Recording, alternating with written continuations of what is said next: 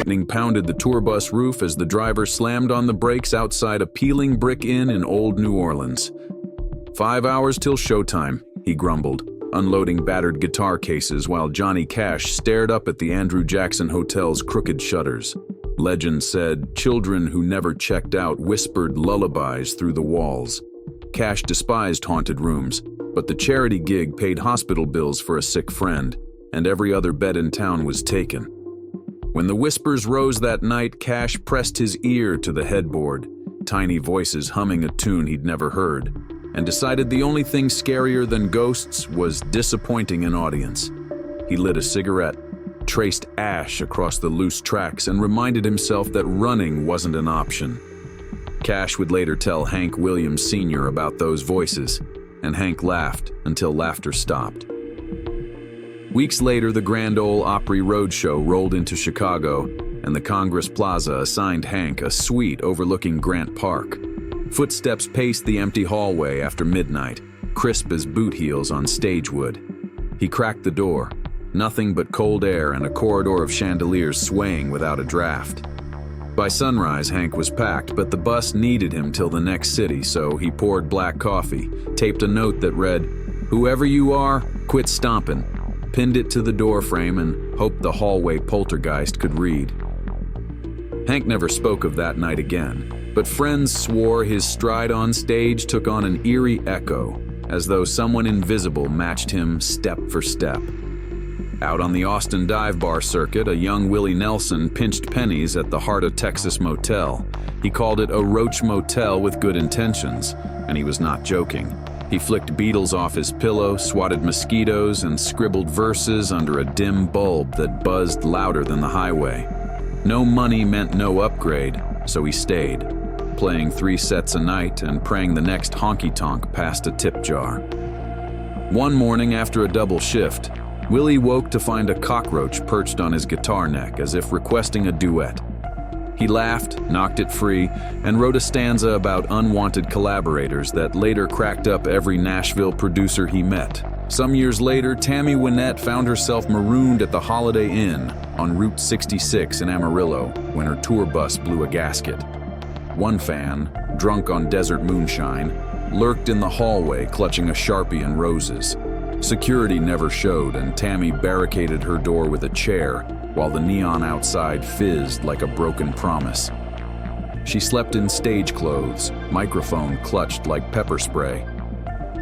The next evening, standing in front of a sold-out crowd, she changed a lyric mid-song to "Stand by your plan even when the hallway's got eyes," and every roadie backstage hooted, knowing exactly what she meant. George Jones knew bad beds better than anyone. At Memphis's Peabody, he waded through a lobby mobbed by tourists waiting to film the famous ducks. Fans spotted him instantly, and the elevator ride became a rolling autograph line. "More zoo than hotel," he muttered, yet the label demanded he stay close to Sun Studio meetings. Later, at the Statler Hilton in Dallas, thin walls revealed every neighbor's phone call. A curious clerk kept asking if George needed wake-up assistance. He answered with a glare and jammed a chair against the knob. Even the chair creaked off key. Porter Wagoner pressed into the Drake Hotel near the Ryman, compared his deluxe suite to sleeping inside a safe deposit box. Gilded ceiling, no soul. The curtains refused to close fully, letting Broadway's neon paint the room sickly pink until dawn. Across town, Chet Atkins checked into Nashville's Hermitage, a marble palace he labeled too pompous for pickin' folks, but the Opry reserved every key. He practiced scales softly, praying the velvet carpet would absorb each note before it echoed off the chandeliers. On the West Coast, Loretta Lynn landed at Hollywood's Roosevelt, far from Appalachian hollers and comfort. The Maryland-themed mirror near her bed reflected a blonde smile that wasn't hers. Each night, she cried homesick tears into a feather pillow, haunted less by ghosts than by loneliness in a city that measured people in ticket sales. One dawn, she woke to find a single rose atop her sheet, dew-beaded as if plucked from a nighttime garden. No staff claimed credit, and Loretta swore the petals smelled of memories she hadn't made yet. Buck Owens faced the opposite problem at the Beverly Hills Hotel. Reporters camped beneath swaying palms, camera flashes bursting like heat lightning. When one paparazzo called him Hillbilly Gold, Buck swung and found the guy's lens with his fist. Management iced the scuffle, but Buck still had 3 days of press junkets and nowhere else to sleep. He spent nights pacing the bungalow, rehearsing apologies he never delivered, wondering if fame was worth a bruised knuckle and a sleepless heart. The Red House in Chattanooga greeted Dolly Parton with chandeliers and rumors. Room 311, folks said, belonged to a murdered bride who still hated men. Dolly booked a different floor, sang her sound check, and tiptoed past 311 after midnight while humming Jolene like a protective spell. In her room, she unpacked sequined dresses, draped them over chairs until the place glittered like a county fair midway, and set a radio to low gospel. If a ghost wanted trouble, it would have to do battle with rhinestones and harmony. In San Antonio, Merle Haggard arrived at the Gunter and hissed at the assignment card. 6th floor. Years earlier, a grisly mystery painted 636's walls crimson. He begged for any other floor, but the hotel was full.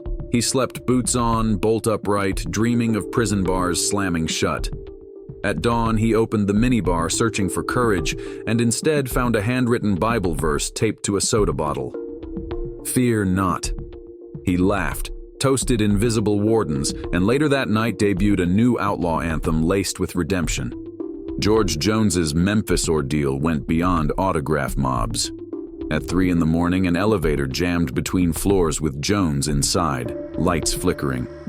He heard muffled quacks, those famous lobby ducks asleep 2 stories down, and then, impossibly, the sound of a full barnyard, as though the hotel had swallowed every creature he had ever sung about.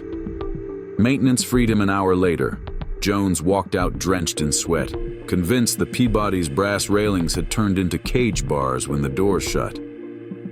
Porter Wagoner paced the Drake's marble hallway in a rhinestone bathrobe, each gem throwing stray rainbows on polished stone.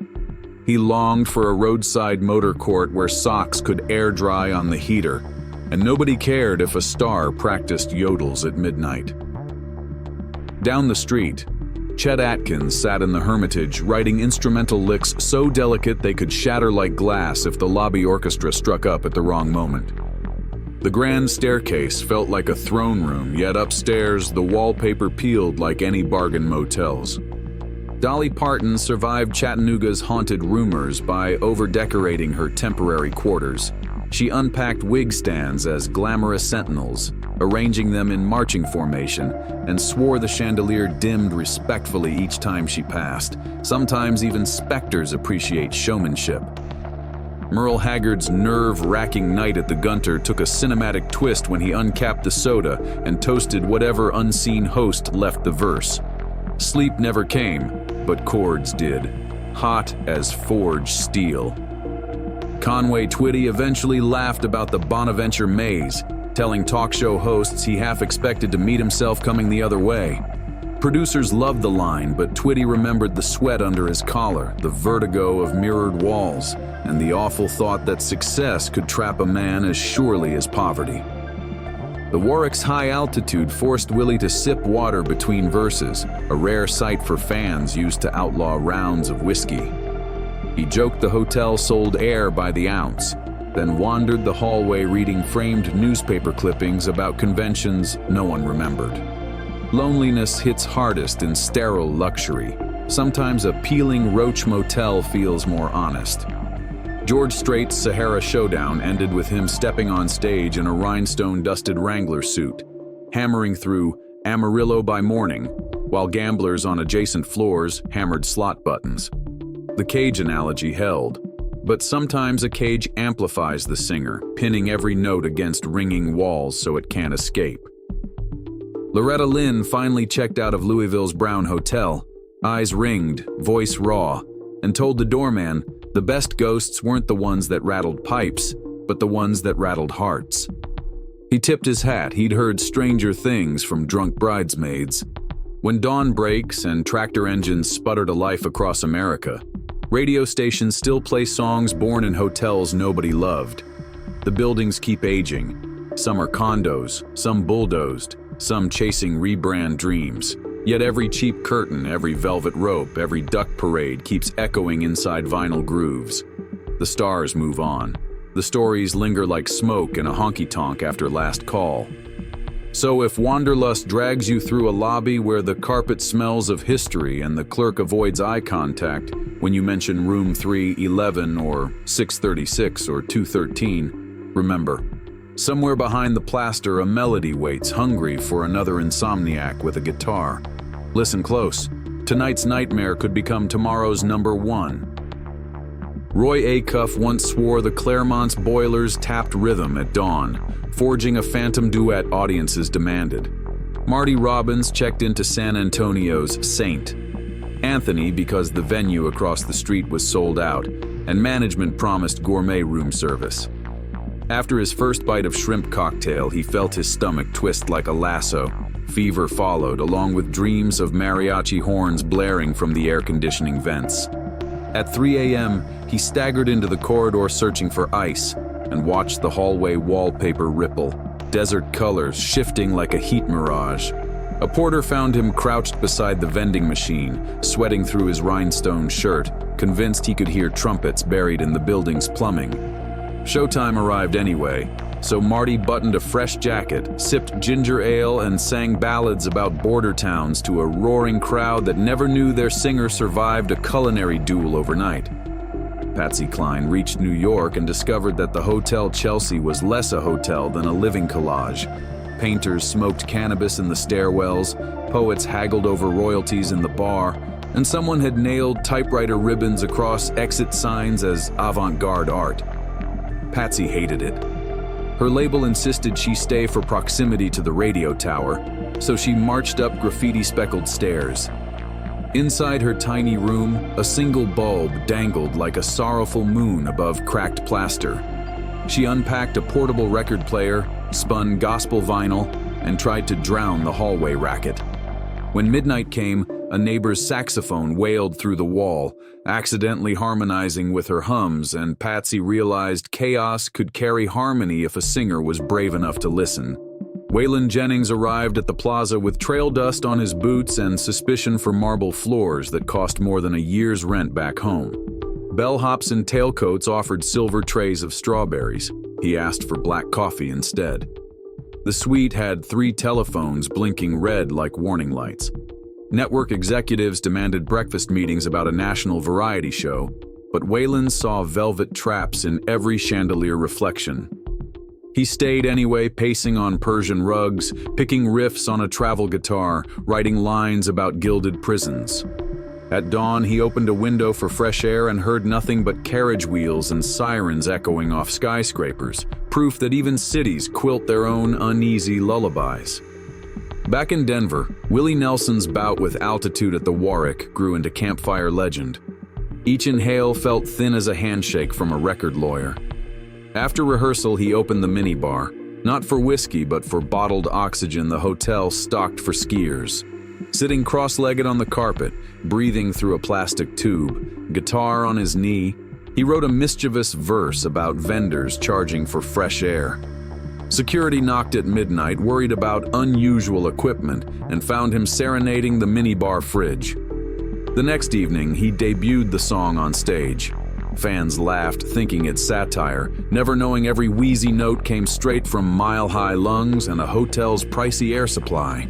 George Strait's stay at the Sahara looked glamorous on glossy brochures, palms, neon, marquee lights spelling his name sky-high. But insomnia revealed rougher edges. The casino never slept. Coins clattered until dawn, drunks howled under domes that echoed like empty grain silos. Strait lay awake counting imaginary chips. At sunrise, he wandered past green felt tables where tourists still chased luck, then ducked into the showroom. A janitor humming his biggest hit pushed a mop down rows of vacant seats. The humble scene broke the Vegas spell and reminded Strait that songs survive neon burnout. It's the singers who must pace themselves between jackpots. Johnny Cash eventually returned to the Andrew Jackson for another benefit, this time packing a handheld recorder to capture the children's phantom lullaby. At 3 a.m., the whispers blossomed, a crooked melody weaving through cracked plaster. Cash hit record, pulse pounding. Morning light found him replaying tape. Only static hissed back, until, buried deep, a faint giggle echoed. He mailed the cassette to a sound engineer pal who enhanced the track and whispered days later, "Those voices form a chord." Cash penned a minor key hymn he never released, claiming the world wasn't ready for a chorus sung by spirits still under bedtime. Dolly Parton's final hour at the Reed House was pure theater. As she wheeled rhinestone suitcases toward checkout, the elevator stalled between floors. Lights flickered, mirrors rattled, and the emergency bell squealed like a fiddle solo. Unfazed, Dolly opened her makeup kit, applied new lipstick, and belted, "I Will Always Love You," into the buzzing air. By the last chorus, the car lurched downward, doors sliding open to a maintenance vestibule no guest usually sees, pipes, paint cans, forgotten brooms. A workman gawked at the country star in full glam. Dolly winked, hopped out, and told him elevators simply crave a good encore.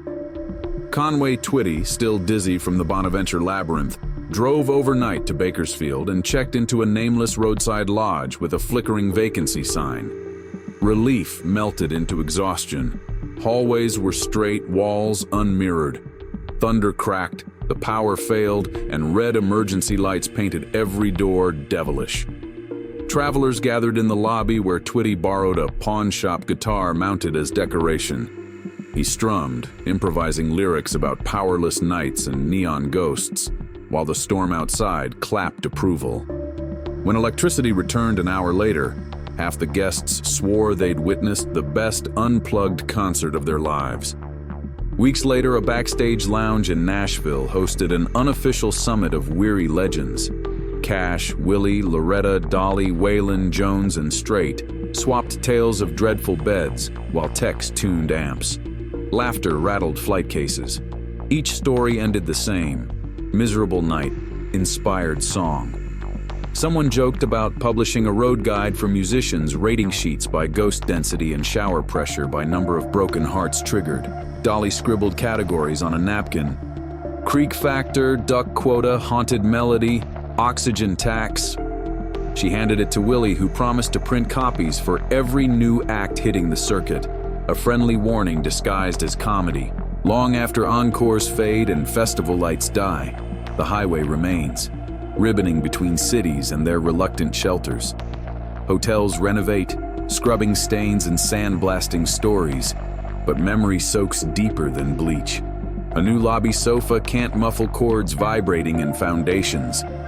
If you wake at 2:17 a.m. in a budget room, convinced someone whispered the first line of a chorus you haven't written, don't panic. Turn on the lamp, grab the hotel notepad, there's always one in the drawer, and write it before dawn steals the echo. One day that haunting refrain might spin on late-night radio, and some kid in the backseat will swear he hears children singing harmony that nobody else can catch. Years earlier, Roy Acuff's whistle stop at Berkeley's Hilltop Claremont proved that even luxury can feel lawless. The lobby shimmered with glass chandeliers, yet boilers in the basement clanged an ungodly cadence all night. Acuff swore each rattle hit perfect 4/4 times, so he tuned his fiddle accordingly and played along from the 6th floor landing. The duet echoed through stairwells until guests opened doors searching for the impromptu jam band. By dawn, the racket faded, but one bellhop claimed the boilers paused whenever Acuff rested his bow, as though the hotel itself waited for its partner. The story traveled faster than the train home, and live audiences soon requested that furnace song at every show.